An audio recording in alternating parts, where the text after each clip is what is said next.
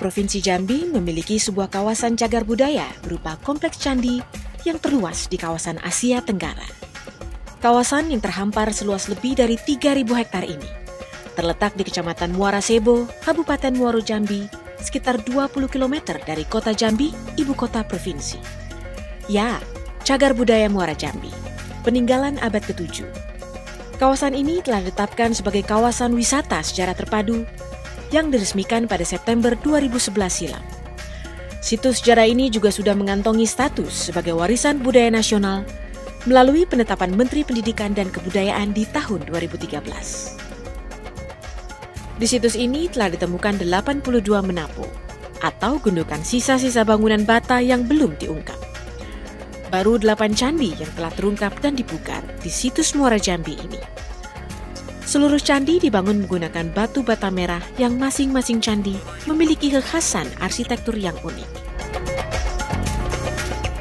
Kedelapan candi tersebut adalah Candi Kedaton, Candi Tinggi, Candi Kembar Batu, Candi Gumpung, Candi Astano, Candi Koto Maligai, Candi Gedong 1, dan Candi Gedong 2. Dari posisinya yang terletak di pinggir sungai dengan kemudian juga terletak di dalam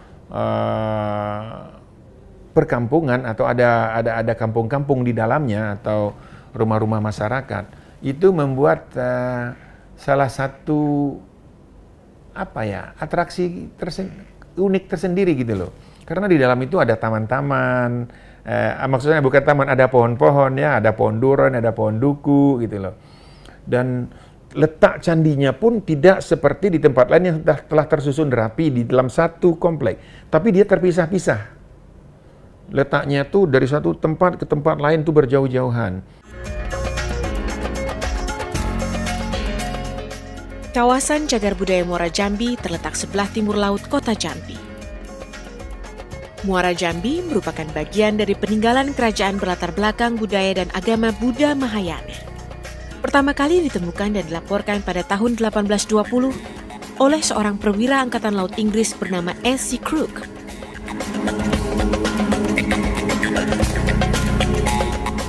Peninjauan dan inventarisasi oleh pemerintah Indonesia bermula tahun 1954 yang menghasilkan penemuan reruntuhan Candi Astano, Gumpung, dan Tinggi. Saat itu juga ditemukan sisa-sisa bangunan kuno yang masih berupa gundukan tanah dan tertutup vegetasi hutan. Barulah di tahun 1976, untuk pertama kalinya dimulai kegiatan pelestarian candi-candi di Muara Jambi oleh Direktorat Sejarah dan Purbakala Departemen Pendidikan dan Kebudayaan. Tapi kalau untuk maintenance atau pelestarian, perawatan, itu kita membina pemuda-pemuda di sana dan kita sadarkan kepada mereka, seperti yang saya sampaikan tadi, candi ini tidak boleh dirusak, karena ini merupakan suatu warisan. Perhatian terhadap pengembangan cagar budaya juga diberikan oleh Direktorat Pelestarian Cagar Budaya dan Permuseuman, Kementerian Pendidikan dan Kebudayaan. Perhatian tersebut antara lain berupa gedung koleksi di kawasan Cagar Budaya Muara Jambi yang dibangun dan diisi dengan beragam peninggalan sejarah yang ditemukan di situs ini. Seperti batu Padma yang ditemukan di sisi utara struktur induk Candi Gedong. Padmasana, batu yang merupakan lambang kesucian dalam agama Buddha, yang berfungsi sebagai landasan arca. Ada juga Arca Prajna Paramita, yang dalam ajaran Buddha diyakini sebagai Dewi Kebijaksanaan, serta beragam jenis peninggalan lain berupa keramik, tembikar, dan uang-uang koin. Ya, kita sekarang sedang meneliti beberapa situs yang tadi itu bermuatan nasional untuk kita kembangkan sebagai sebuah kawasan cagar budaya, dan di situ harus ada informasi, kita dirikan sebagai museum situs di situ itu. Nah, untuk cagar budaya yang mempunyai muatan nasional inilah kita dirikan museum sebagai media untuk menyampaikan informasi kepada masyarakat gitu ya.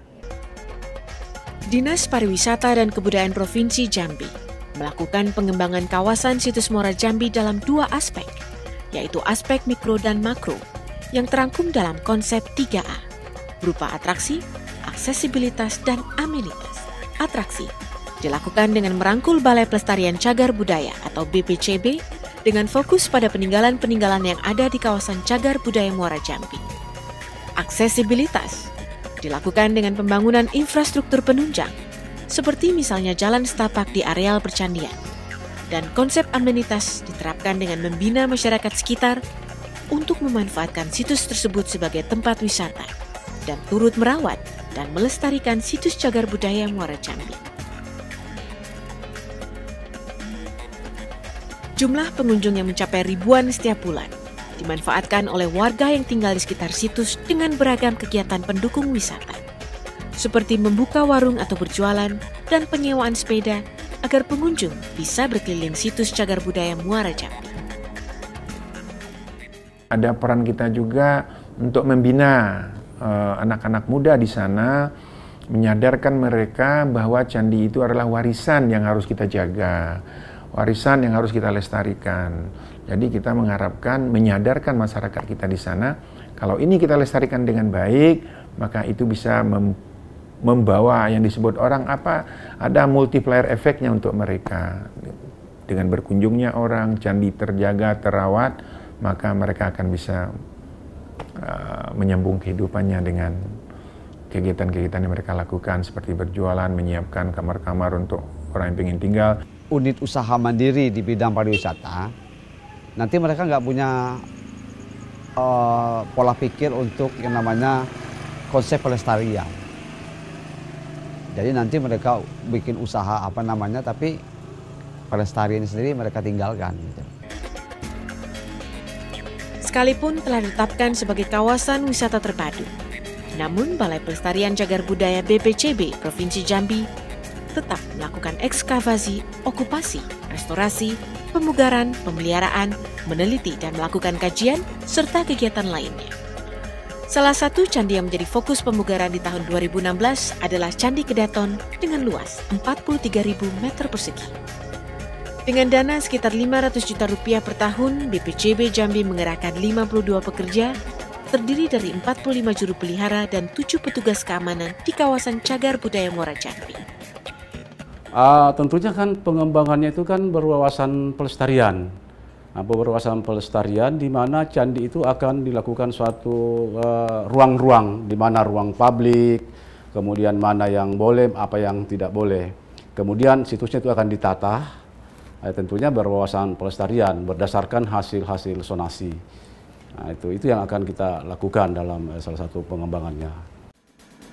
Kekayaan budaya Indonesia yang hadir lewat situs cagar budaya seperti kawasan Cagar Budaya Muara Jambi ini dapat difungsikan sebagai sarana edukasi yang dapat menyingkap sejarah masa lampau. Daya tarik situs cagar budaya juga dapat dijadikan sebagai bahan penelitian khususnya bagi para arkeolog untuk terus menggali informasi yang tersimpan dari benda-benda peninggalan sejarah. Fungsi cagar budaya pun dapat dijadikan sebagai objek wisata yang menarik karena nilai sejarahnya maupun karena keunikan bentuk atau tampilannya. Cagar budaya di Indonesia pada umumnya itu kan bisa menumbuhkan rasa kebanggaan sebagai pemilik kebudayaan tersebut. Ada rasa kebanggaan di sini. Contoh, siapa di dunia ini yang punya Candi Muara Jambi? Siapa lagi di dunia ini yang punya Candi Borobudur? Candi Prambanan, Candi Sewu, Candi Muara Jambi.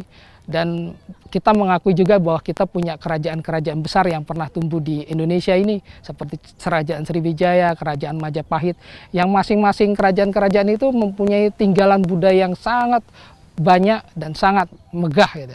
Sehingga kita yang terlahir sebagai anak cucu dari nenek moyang kita yang punya kebudayaan yang besar, tentunya harus merasa bangga akan hal itu, sehingga akan memperkuat jati diri kita sebagai bangsa Indonesia.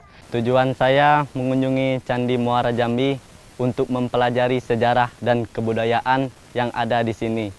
Candi Muara Jambi kan salah satu cagar budaya yang juga bisa sekali jadi objek wisata. Dan dengan mengunjungi cagar budaya seperti Candi Muara Jambi, ini bisa menumbuhkan rasa cinta tanah air yang membuat saya bangga jadi orang Indonesia karena kekayaan budayanya. beragam cagar budaya yang dimiliki Indonesia yang tersebar di berbagai daerah di tanah air sudah sepatutnya membuat kita bangga.